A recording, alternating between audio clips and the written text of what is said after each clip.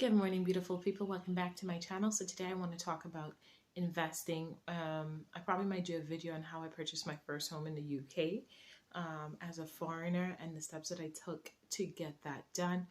But yesterday, Bay sent me to look at an investment property because that's something that we both want to get into.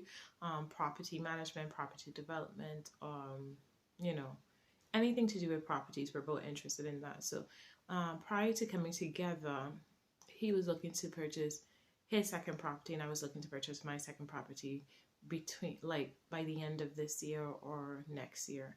So with both of us coming together, we realized that we could have accomplished that dream much earlier. So I went to view an investment property with, Ian, bless him, on behalf of myself and Bay. And the realtor was so rude, so disrespectful. So we were running like 10 minutes late. We started our journey 30 minutes prior to, and this journey should have been only like a 20-minute journey, but for whatever reason, it was running late. Traffic or school run or whatever, something caused the delay. So we called around like 10 minutes into our journey, 10-15 minutes, because of the ETA said we would have been like 10 minutes. We turned out to be 5 to 7 minutes late, but we called, we made her aware, look, we're going to be a bit late. Please forgive us. We're on our way. We got there, the realtor was not even present, which really annoyed me because it left a really bad first impression.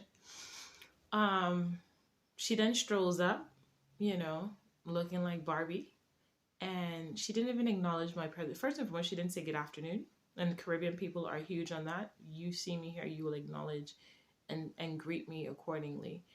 She didn't acknowledge that, nor did she apologize for the fact that she was now late because we were outside of the property waiting for at least 5-10 minutes.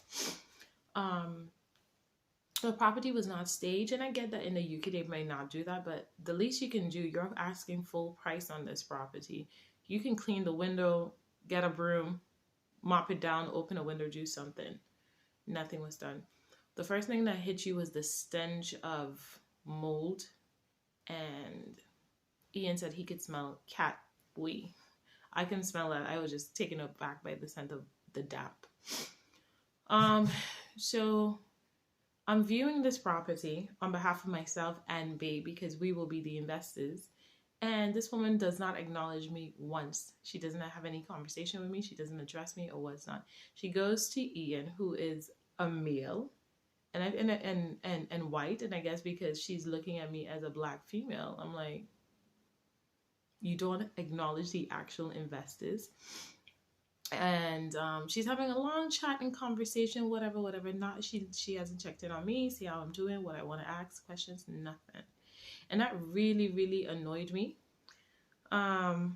Anyhow, for me, the property had good bones, but it would have taken a lot of work. I say it would take like around 20 to 40K to invest to get it up to a standard that is worth having. But I don't see how we will make back the numbers should we have bought it, because the asking price was much higher than what I think it was worth, to be quite honest. I think we should have gone in, if we were going to make an offer on it, we should go in at 20-30% less than what they're asking for, because I feel like all of that money would go back into renovating the property. I think it needed at least 20 grand drop from what they're asking, because on that stretch of road, I can't see how we would ever make back the return on investment within our lifetime. It would be too much, and then the rental yield, I think, would be a bit lower than expected. But I crunched some numbers last night, and I saw that the area is up and coming. The rental yield, the rental income is also growing. But I'm of the opinion, I'm very particular, and in how I want to operate or in my portfolio style, it's just like, if I can't see myself being comfortable and happy in it, the type of people I want to attract won't be happy in it either.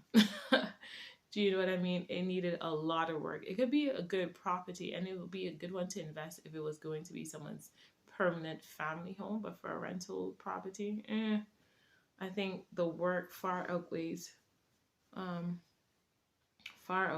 what your potential investment could be on. So on to the next one. I'm not sure. He was for this property and I was against it. And then when we came back, we had a huge not a huge disagreement, but like how my position is and how he is. And he was just like, oh, well, some people won't treat you well. I'm like, I have earned the freaking right to be here. I would not be viewing this property if we didn't have a deposit to put down and to actually get the ball rolling on getting this property. Do you see what I mean? So don't act as if I am begging or I'm not worthy to stand in these spaces. I'm done with that. And that really, really annoyed me. And it just reminded me of Chimamanda Adichie when she was speaking about, you know, like when she goes to a restaurant with a meal, they automatically look towards the meal to pay the bill or to do whatever. And I'm just like, if you don't know who's who, you treat everyone with the same level of courtesy and respect. I was very, very annoyed at her piss poor performance, to be quite honest. So how did we get to the point where we are both able to buy our first investment property? Like I said, he has his first property. I have my first property. It's in our respective names.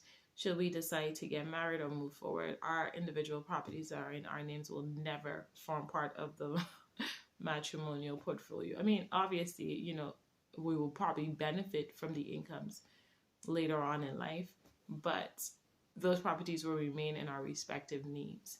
Any investments that we're making moving forward as a unit, if we want to, will be collectively, and that's what that will be, period.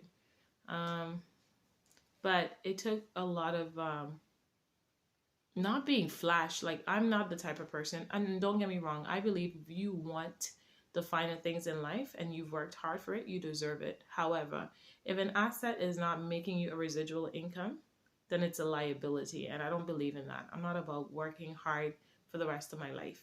I want to have assets that allows me the freedom. And remember, we touched on fire for a little bit. I want to invest in assets that will make me a return, whether that's a cash flow, whether that's growing in equity within the next couple of years and I can flip it. But it has to be an asset that grows in wealth and not diminishes. So in this country, I have never driven. One, because public transportation and everything is on point. If I'm in the Caribbean or I'm in Africa, I think you will have to drive. I'm not sure how well public transportation is. I just know from my experience when I did my pupillage in Anguilla, there was no way that there were no buses. So you had to drive. So I have my license. I drive in the Caribbean, but I don't drive in this country because I feel like driving here, a car is a liability, not an asset. One, it depreciates. Two, it drains your pocket. And three, there's no need for it. I live 5-10 minutes away from a train station. And most people that drive anyhow, drive themselves to the train station and leave it there, pay for parking, and never truly use or utilize their car to the extent that they need it. So why have a car when you could just rent a car when you need one? But anyhow, I've digressed. How I was able to save up for not only my home, which I'll talk about in another video, but this investment property is by literally living within my means is here. I live here. I live below the line of poverty, not within my means. I could do a lot of different things, and I can, you know, have the Chanels and the Gucci and the this and the that, but my focus has always been on not having to rely on a paycheck or a salary or even being a slave to building a business or a brand, because I don't necessarily think I want to be a business owner. I want to be an entrepreneur where my money just comes in every month by the investments that I'm making. My money works for itself. I want the freedom to just be. And that's very important. So for those who want to get on the property ladder, period, you're going to have to stream back, cut back. And for at least, depending on how much you're earning, at least a year or 2 years or 3, really keep your head down and understand that these are sowing years. So no one likes to harvest or tilt the earth. Everybody wants to reap the harvest. But before you can reap the harvest, you have to put in the work and break your back and be uncomfortable. And remember that you're saving towards a goal. Keep focused. In the process of trying to purchase my first home here, I always had went on to property development sites, and I was looking at homes for at least a year or 2, even before I had the actual deposit saved up to put down for the property. So I just kept myself motivated and encouraged and never took my eyes off the prize. So I just want to remind you guys to stay focused, and we can all do this. Bye.